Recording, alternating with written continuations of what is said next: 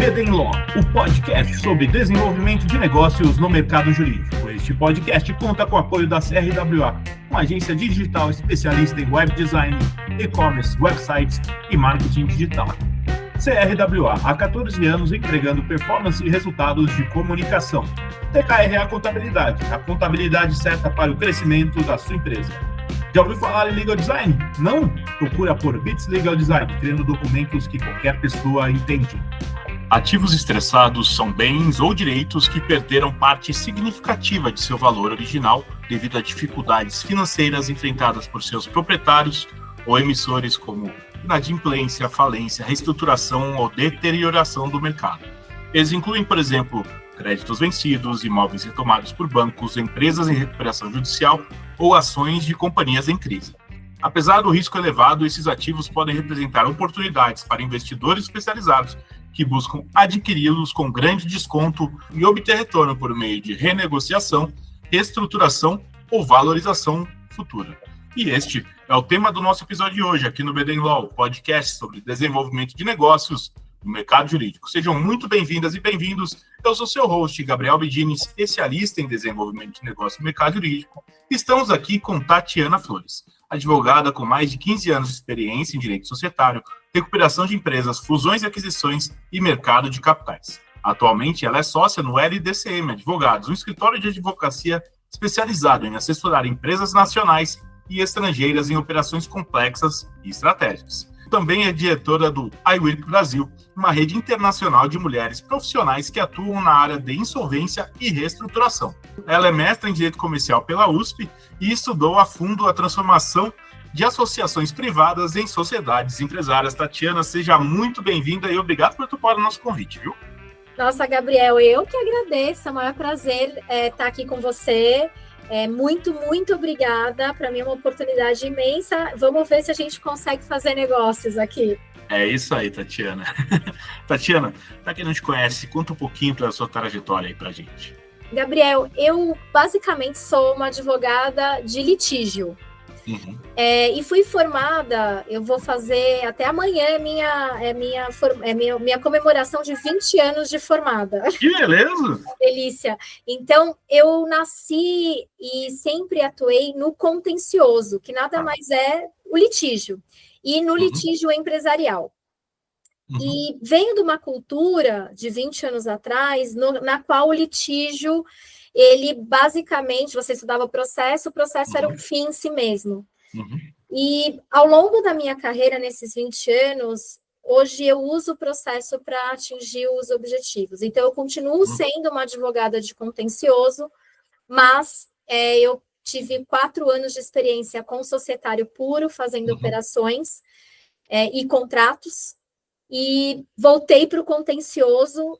E hoje eu trabalho com processos de insolvência, que é uma grande mistura desses dois mundos, que são as operações e também o processo civil, né? Você faz operações que passam por um processo judicial, então você tem toda essa comunicação com o Poder Judiciário, com o Ministério Público, mas também o seu objetivo é fazer negócio.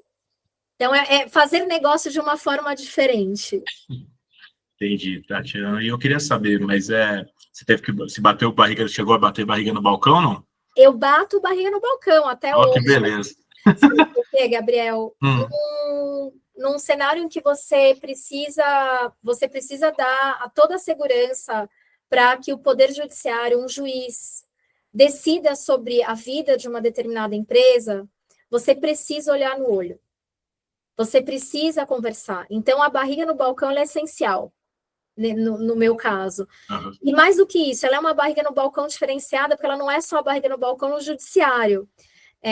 Eu atuo muito para investidores e credores, eu faço um pouco de devedor, mas sempre sobre o lado dos acionistas, né? Protegendo e assessorando os acionistas. E os sócios, né? E muitas vezes também a negociação ela é destravada quando você vai tomar o café com aquele seu devedor. Você vai falar, deixa eu entender um pouquinho, o processo, ele é frio, né? Então, muitas vezes, para você efetivamente compreender aonde está a crise, aonde está o nó que você pode ajudar a destravar, você precisa ter essa barriga no balcão, podemos assim dizer. Então, são reuniões, são conversas, é uma aproximação. A gente estava até conversando, nesses 20 anos, a lei de falências aqui no Brasil completa 20 anos esse ano, né? Completou 20 anos. Igual, então, o seu tempo da facul, hein? Eu nasci, na verdade, com a lei de falências. E a minha história, a minha trajetória, ela é muito curiosa, porque a época, quando a lei foi lançada, eu tive uma sorte muito grande. Eu trabalhava num grande escritório, numa Big Law, e o escritório teve uma visão muito inovadora de dizer, nossa, isso daqui é muito parecido com os processos de reestruturação nos Estados Unidos, a gente nunca viu isso. Então, vamos formar um grupo aqui de profissionais que vão pensar isso daqui para atender os nossos clientes. Então, eu preciso de uma pessoa do mercado de capitais, uma pessoa do tributário e uma pessoa do contencioso, de mercado de capitais societário, uma do tributário e uma do contencioso. Alguém do contencioso quer fazer parte? E aí, eu vou ser muito sincera, tá? É zero glamour. Era assim, eu era recém-formada, eu fazia já contencioso societário, muito focado no contencioso societário. Eu falei, eu quero, eu me interesso. Eu nem sabia muito bem, mas eu me interesso. Então, eu tive muita sorte que esse escritório me serviu como uma plataforma para pegar as primeiras recuperações judiciais no Brasil. Sensacional. Apanhamos muito, porque a cultura que a gente tinha não era a cultura da negociação, era a cultura do litígio.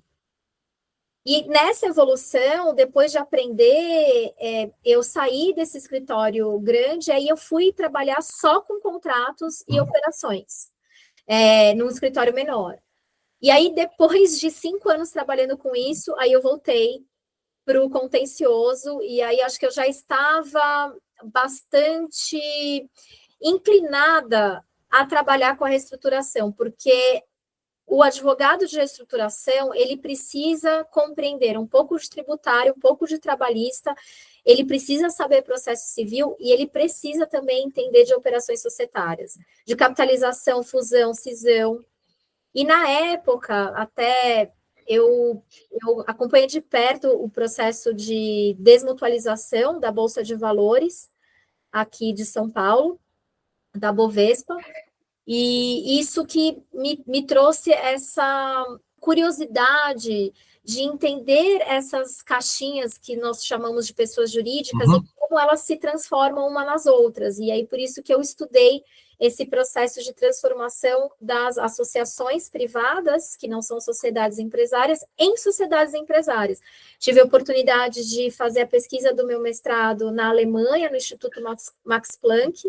Caramba, que legal! Foi muito legal, e na Alemanha, a transformação das associações em sociedades sempre foi, assim, é permitida desde 1960, e nós ainda estamos discutindo isso no Brasil. Eu defendi o meu mestrado em 2016, já faz algum tempo, e a época ainda era um tormento, mas o DREI não permitia, e a ideia toda aqui foi trazer esse arcabouço de outras legislações, mas para provar que a nossa legislação não precisaria ser modificada para que essa autorização, essa possibilidade acontecesse.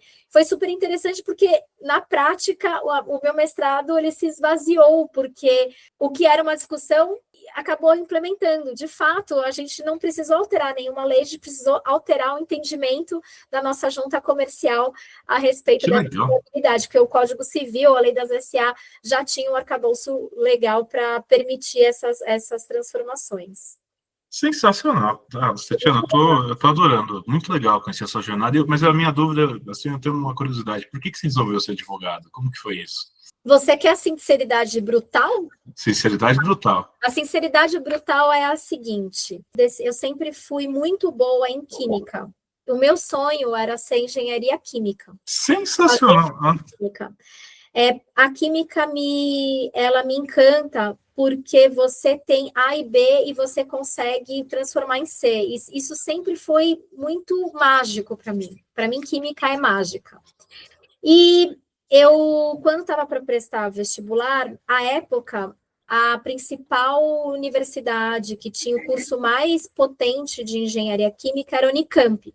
Eu sou de São Paulo e eu prestei para engenharia química na Unicamp. E aí, óbvio, tinha uma pressão familiar e também até quase social, mas você não vai prestar FUVEST, né, na USP. E eu falei, meu Deus, o que eu vou prestar na USP? E minha mãe se formou na São Francisco. Que legal! E aí eu falei, puxa, eu vou prestar São Francisco. Não foi algo extremamente refletido. Eu falei, deve ser legal. E eu passei nas duas. E à época, por uma questão financeira, minha mãe falou, e eu já trabalhava, eu trabalho desde os 15 anos, né? Nossa. E aí eu comecei trabalhando vendendo roupa. Tá louco, que legal! É muito louco essa história. Mas, enfim, e eu já trabalhava e já tinha uma certa independência financeira. E minha mãe falou o seguinte, olha, você quer ir para Campinas e no curso de engenharia química você não consegue trabalhar.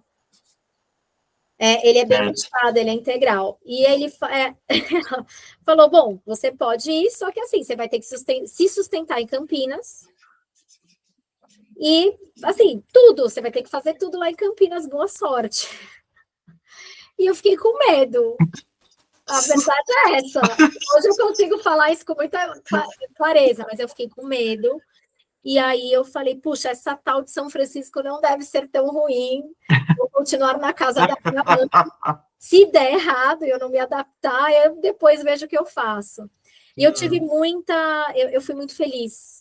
Logo no primeiro dia, eu conheci a minha melhor amiga, que hoje é uma das principais professoras de Direito Comercial da USP, que é a professora Sheila. Legal! Assim, a São Francisco me transformou, porque eu entendi ali que eu pertencia a algum lugar. Então, foi um encontro feliz. Eu fui muito feliz na faculdade, eu me envolvi imensamente, eu jogava futebol, era da Atlética. Que legal. Aproveitei a faculdade em todos os seus quesitos. Ia no porão? Eu ia no porão também, o meu lance era mais com a Atlética, gostava muito da Atlética. Era menos de centro acadêmico, mais da Atlética, e eu fui aluna do Antônio Junqueira, meu grande mestre, fui aluna da Paula Forgione. Caramba. Então, assim, tive muitos bons... Só nome fraco, né? Claramente. Exato. Então, olha o tamanho do privilégio. Mas quando se é ignorante, porque é uma ignorância, né? Eu acho que aproveitei tudo. Embora eu fosse ignorante da grandiosidade desses professores, eu aproveitei até a última gota. Eu sempre fui super boa aluna, eu era monitora da professora Paula Forgione. Que legal! Por muito tempo, eu fui monitora também de Direito Civil. Direito Civil é algo que eu tenho uma verdadeira paixão. E eu me recordo que quando eu me formei, e aí eu comecei a pensar no meu mestrado e ir para o direito comercial. O professor Antônio Junqueira, ele tinha um jeito muito peculiar de falar, e na São Francisco, os departamentos, eles estão em andares diferentes, e o último andar era o departamento de direito civil, no 9º é de direito comercial. Ele falava, é óbvio que o civil está sempre acima, tal, E aí ele falou para mim, Tatiana, você me decepciona, você quer ir para o direito comercial, você sabe que o direito civil é o que resolve. Aí eu falei, não, professor, vou levar todos os seus ensinamentos para o direito comercial. Ele falou, você me decepciona muito. E até hoje eu tenho os meus cadernos, tá, de direito civil, e eu os consulto. Tá bom, sério. Você passou pro digital? Não. Eu tenho eles escritos na mão. Nossa, que sensacional. Muito legal. E eu me lembro quando eu estava... Eu teve uma parte que eu fiquei muito parada. Sabe quando dá aquela inflexão no mestrado? Nossa, tem uma questão aqui que eu não estou conseguindo resolver. Sim. E como era um assunto que não tinha nada escrito ainda, eu fiquei muito travada.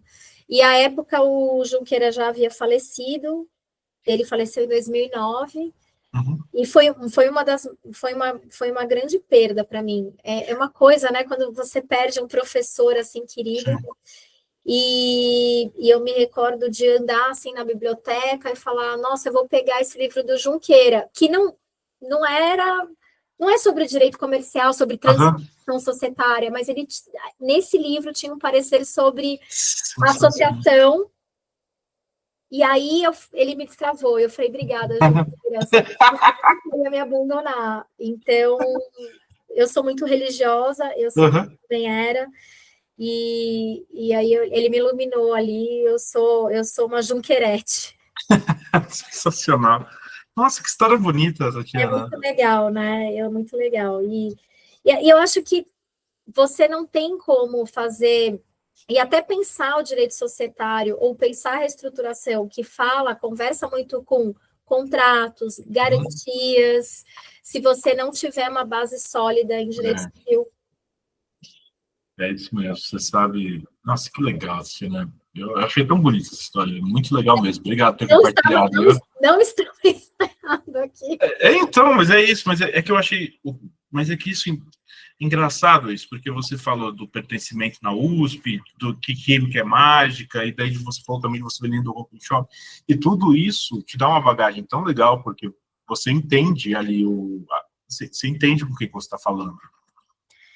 E eu acho que quando você faz os contratos e depois você vai executá-los, e eu passei por toda essa fase, e eu falo muito isso para minha equipe hoje, tenha compaixão por quem fez os contratos, porque antes, quando eu nunca tinha feito contrato, eu falava, meu Deus, mas de onde saiu essa cláusula? Quem fez não sabia escrever. E hoje, eu me simpatizo quando eu vejo um contrato que tem uma cláusula ali com uma redação meio estranha, porque às vezes foi o que deu para fazer. Possível, dentro de uma negociação que estava duríssima. Nossa, sensacional. Então, aí você fala, não, calma, vamos tentar chegar na interpretação, vamos ver, vamos olhar o contrato como um todo, vamos sair. E você também aprende, quem sabe contencioso, também aprende a fazer contratos melhor. Porque você sabe o que pode impactar ou não um juiz na hora de julgar determinada coisa. É muito fácil você apresentar um contrato que tem 3 cláusulas e dizer, não, mas as partes queriam tal coisa. Como você vai provar? Pô, então vamos fazer um contrato um pouco diferente, vamos fazer um considerando diferente, vamos, inclusive, explicar como uma determinada cláusula que é mais desafiadora e é mais complexa, como ela deve ser interpretada. Por que não colocar isso no contrato, né? Então, e assim, o que as partes estão interpretando desta palavra, ou desta fórmula, ou desta regra. E isso é salutar num processo de reestruturação, principalmente quando eu estou falando de um plano de recuperação judicial, que você tem uma gama muito heterodoxa de credores com interesses, às vezes, diametralmente opostos, mas que vão ter que chegar num consenso para reestruturar uma companhia. E então, eu acho que eu tive que me versar muito mais num ambiente de negociação e também ter um pouco mais de jogo de cintura em negociações duras também. Saber até onde... Acho que não existe espaço numa reestruturação, principalmente numa empresa que está passando por uma drenagem econômica financeira, não há espaço para jogos. Eu vou ofertar isso para depois ele me ofertar aquilo e a gente chegar no meio. Às vezes você tem que abrir mesmo a negociação para falar, isso daqui é o máximo que eu posso conceder, eu não consigo aprovar mais do que isso. E então você já chega abrindo o jogo. Quando você tem um devedor transparente e que também está muito engajado no seu processo de reestruturação, a negociação pode ser dura, mas ela é fair. Sensacional. Nossa, Tatiana, é legal ver você falando. Você fala com paixão, né? Pelo que você faz. Isso é muito legal. Eu gosto. É super desafiador, porque eu me sinto como uma estudante de direito todos os dias da minha vida, porque é diferente. A solução que foi desenhada num determinado caso, ela pode te dar uma bagagem para você encontrar uma outra solução, mas você tem que raciocinar.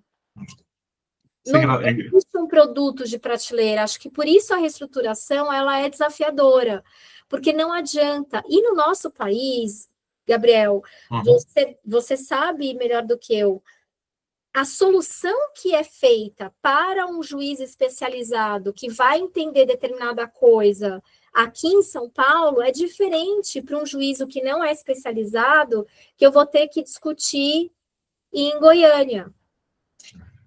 A forma, inclusive, como eu apresento, e às vezes eu posso pensar numa estrutura societária que vai funcionar, mas ela é um pouco mirabolante, eu já descarto, porque vai ser difícil me comunicar com esse judiciário, e ele vai ter que homologar esse plano, ele precisa entender, né?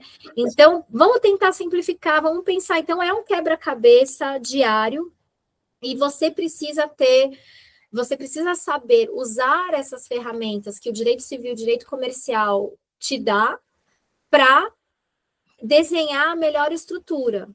E não adianta nada você saber muito direito societário se você dá uma solução que não vai atender à legislação tributária e que não vai atender à legislação trabalhista e às vezes não vai atender à legislação específica daquela empresa, que às vezes é regulada.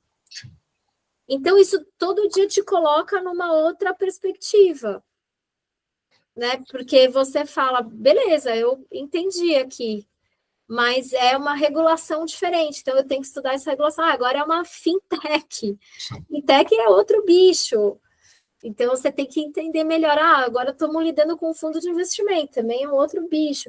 Mas é muito interessante, é muito dinâmico, é muito diferente, e ele depende muito desses atores também. Você tem os advogados, os devedores, os administradores judiciais, o próprio Poder Judiciário, o Ministério Público.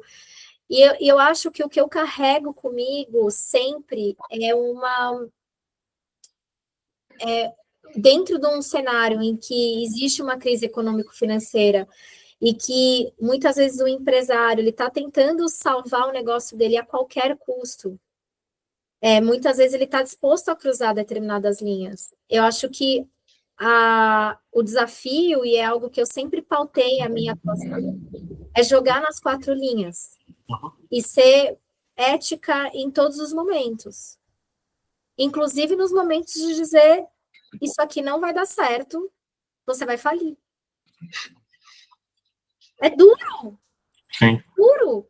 Ou dizer para o meu cliente que é o credor ou investidor, o que você está fazendo está te expondo a um risco.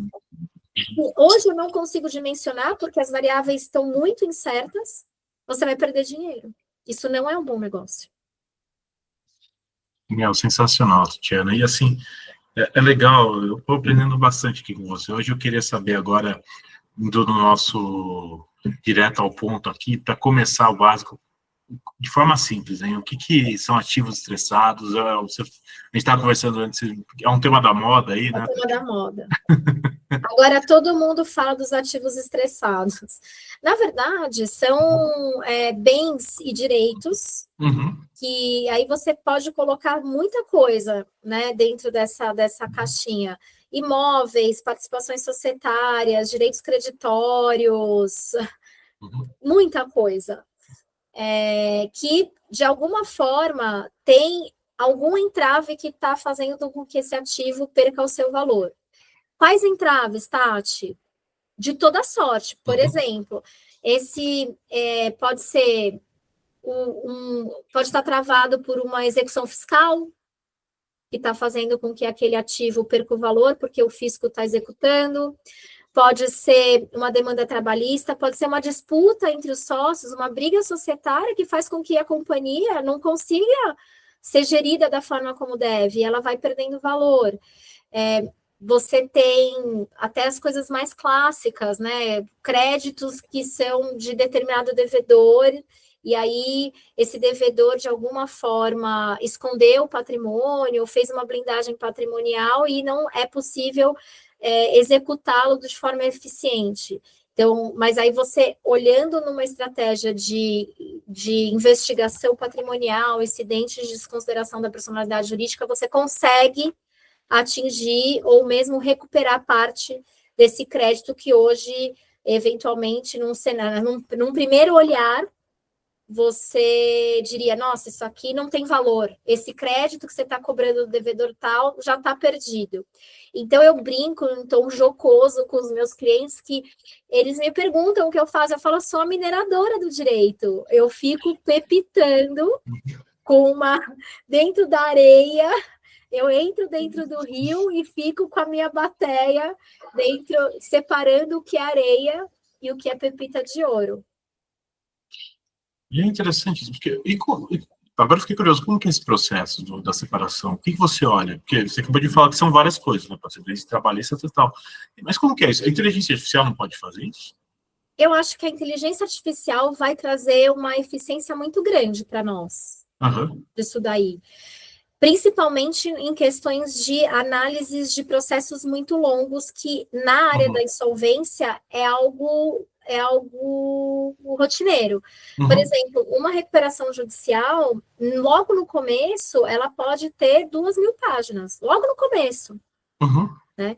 Então, sim, a inteligência artificial vai ajudar muito a que nós possamos entender o que está acontecendo no processo.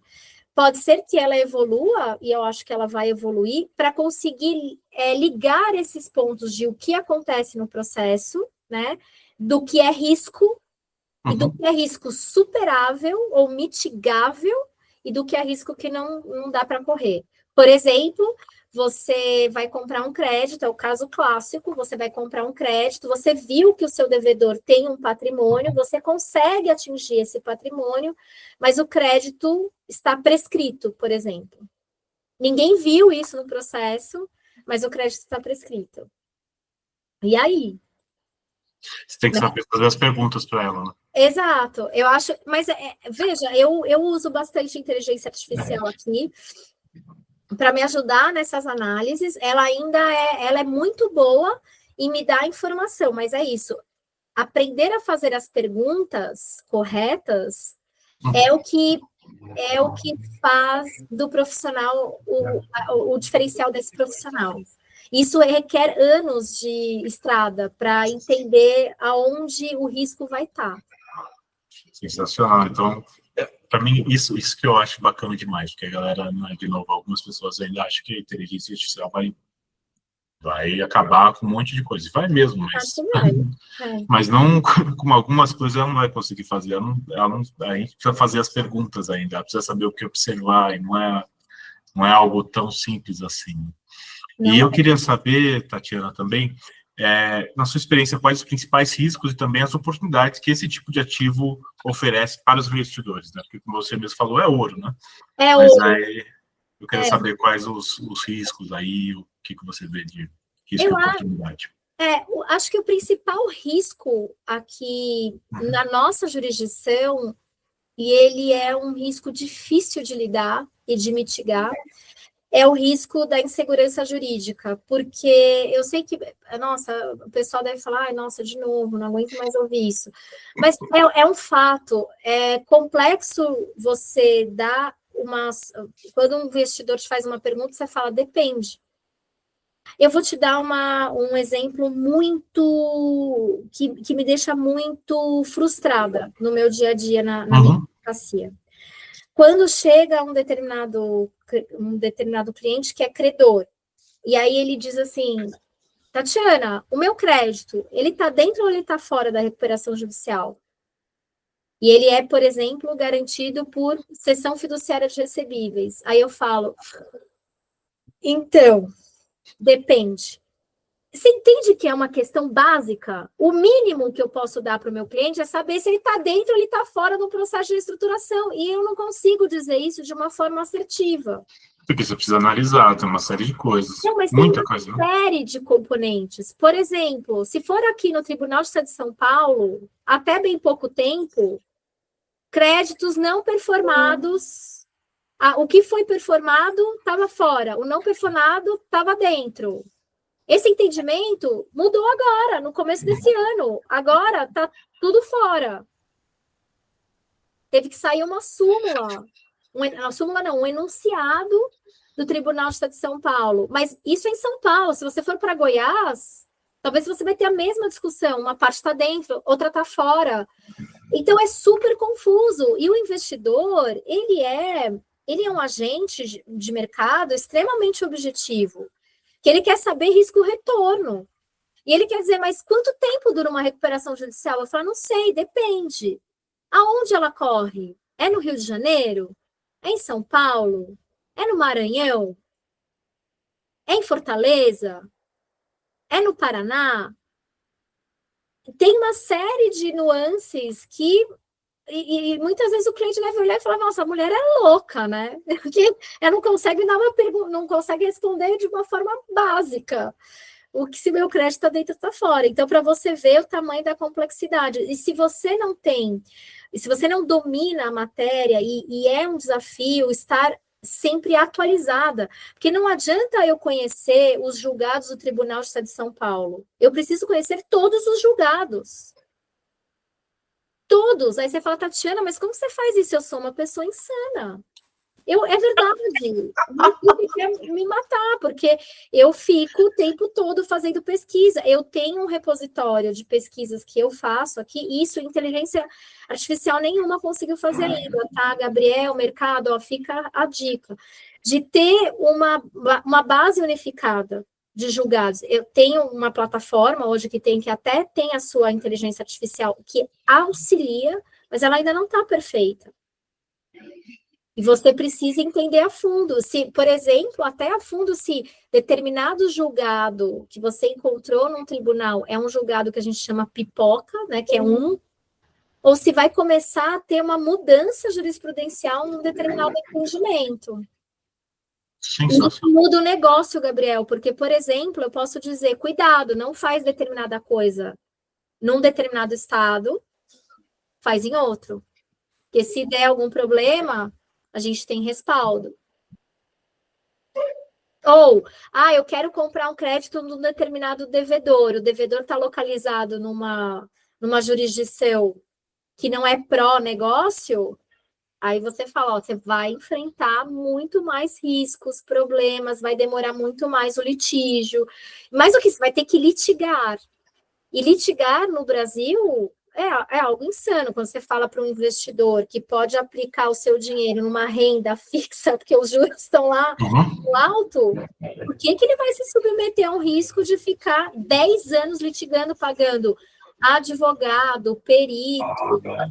É algo complexo. Não, sensacional. E agora eu fico curioso, qual que é o papel do... Você já falou um pouco, mas qual que é o papel do advogado escritório nisso tudo? Porque claramente não é uma coisa simples, então não é todo mundo que vai saber fazer e analisar tudo isso. Não é um serviço simples. É ajudar o meu cliente a precificar esse ativo. O que eu consigo ajudar o meu cliente, e a gente é muito bom nisso, é ajudá-lo a precificar. A entender exatamente o risco que ele está correndo e o que é possível mitigar e o que não é possível mitigar, e ele vai ter que lidar com esse risco. E, ao lidar com esse risco, quanto que ele vai precificar? Porque se você é um advogado muito conservador, e geralmente advogados são conservadores, o seu cliente nunca vai comprar nada. Porque sempre vai ter um risco, e aí você tem que parametrizar esse risco de uma forma real. Você não pode nem deixar o ativo tão arriscado, né? Dizer, olha, é muito arriscado. Então, eu acho que os meus clientes, eles sempre falam isso. Eu sou muito sincera. Quando é muito arriscado, eu falo, ó, isso daqui você vai perder dinheiro. Agora, eu também sou arrojada. Eu consigo correr esse risco com o cliente para falar, aqui a gente tem uma tese, o risco é esse, dá. Aqui eu tenho um caminho. Precifica e vamos correr esse risco junto. Sensacional. Eu tô aprendendo um monte aqui, Tatiana, assim. Imagina, você já deve... Você sabe mais que eu, que você mexe Ah, tá. com aí inovador, você que... Não, imagina, eu tô aprendendo um monte, de verdade. Assim, eu adoro mesmo. Isso para mim é uma das coisas mais divertidas aqui do podcast. Eu queria saber. Deixa só, Gabriel, Claro, desculpa te interromper. Eu acho que o que me brilha os olhos é justamente quando você fala aqui tem um caminho, aqui, e o que tá, qual é a beleza de comprar um ativo estressado? É que você compra um ativo com um desconto muito grande. E aí o seu retorno, se você souber fazer bem, ele é muito grande também. Sensacional. E, Tatiana, eu queria saber, é comum conseguir recuperar ou valorizar o ativo estressado, ou tem uma chance mínima e faz parte do risco? Ou você tem que saber fazer, existe um cálculo que putz, aí a chance de aumentar, você tem isso, existe isso, eu estou viajando aqui. Olha, eu diria que sim, a minha primeira resposta é que sim, e vou te dizer que esse é o coração do meu mercado. Esse é o coração do meu mercado, né? Por exemplo, no setor imobiliário, a gente vê imóveis que estão parados ali com os bancos não sabem o que muito fazer, e você vê empresas especializadas, inclusive em retrofitar esses imóveis, retorná-los para o mercado. Eu tenho um caso que é um caso muito do meu coração, no qual eu até brinco que é do lixo ao luxo, porque você tem uma área, por exemplo, que não dava para fazer nada tradicionalmente imobiliário, e aí eu consegui convencer um fundo de investimento que investe única e exclusivamente em reflorestamento para fins de crédito de carbono, sim, mas numa área que não dava para fazer nada, e não dava para terraplanar, mas dava para reflorestar. Aí eu falei, pera, aqui tem valor. Vamos reflorestar. Só que os fundos que cuidam de áreas para reflorestamento, eles pensam tradicionalmente em comprar terra ou arrendar a terra num cenário, não numa falência, por exemplo. E na falência, o pessoal está buscando as formas tradicionais de vender determinada fazenda, por exemplo.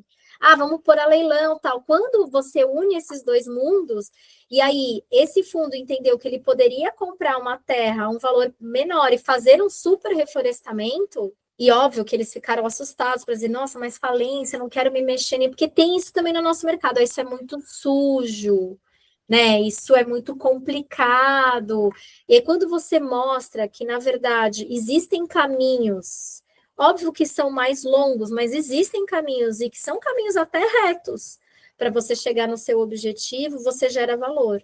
Então, a Massa Falida recebeu, acho que o ambiente ganhou, a gente fez um investimento de impacto socioambiental, num ativo que estava perdido numa massa falida. Então, com isso, os trabalhadores conseguiram receber os valores que é de direito deles, e, ao mesmo tempo, a gente está salvando uma parte do nosso planeta. Poxa, gente, isso é relevante. Se todo mundo pensasse assim, a gente ia estar num lugar melhor hoje, você não acha? Com certeza. Tatiana, sensacional. Eu queria, assim, o papo está excelente. Para mim, eu ficaria conversando horas aqui com você, e eu queria agradecer a sua presença aqui no BD Law por ter compartilhado a sua experiência com a gente. Eu queria saber se você tem um contato, deixar o pessoal que quiser conversar com você, aprender mais com você. Lógico, podem me seguir nas minhas redes sociais, no Instagram, @Tati Flores, Serafa, Flores e Serafa, com 2 S ali, junto, ou no meu LinkedIn, Tatiana Flores também, e vou deixar aqui o meu e-mail, tatiana.flores@ldcm.com.br. Podem me mandar e-mail, eu respondo. Posso demorar, mas eu respondo. Responde mesmo. Muito obrigado, viu, Tatiana? Pessoal, a gente vai ficando por aqui. Não deixe de nos seguir nas redes sociais. Estamos lá no Instagram, @BDinLaw, e no meu LinkedIn, Gabriel Begini, onde vocês vão encontrar conteúdo sobre desenvolvimento de negócios e mercado jurídico. Este é o BDinLaw, o podcast sobre desenvolvimento de negócios no mercado jurídico. Nos vemos no próximo episódio e até lá. BD Law, o podcast sobre desenvolvimento de negócios no mercado jurídico. Este podcast conta com o apoio da CRWA, uma agência digital especialista em web design, e-commerce, websites e marketing digital. CRWA, há 14 anos entregando performance e resultados de comunicação. TKRA Contabilidade, a contabilidade certa para o crescimento da sua empresa. Já ouviu falar em Legal Design? Não? Procura por Bits Legal Design, criando documentos que qualquer pessoa entende.